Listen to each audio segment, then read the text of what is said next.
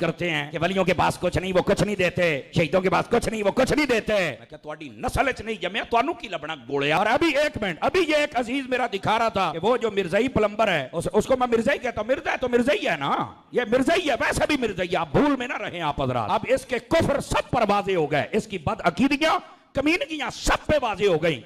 ऐसा इंटरनेशनल खबीस और कमीना है, और हमारे लोग आंखें बंद करके बैठे हुए किस फितरे का इंतजार कर रहे हो यार? इस खंजीर को लगाम नहीं डाल सकते? अभी मुझे एक दोस्त ने वीडियो सुनाई, कहता जी दरबारां ते तुसी लंगर बंद कर दो तो दरबारां ते कुत्ते भौंकण।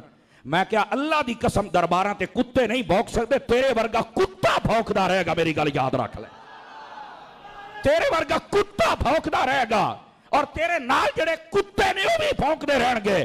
तुसा भौंक भौंक के मर जाना है। मेरे दाता होवन या बाबा फरीद होवन, ओए उथे तो बंब फटाए ते रश कम नहीं होया।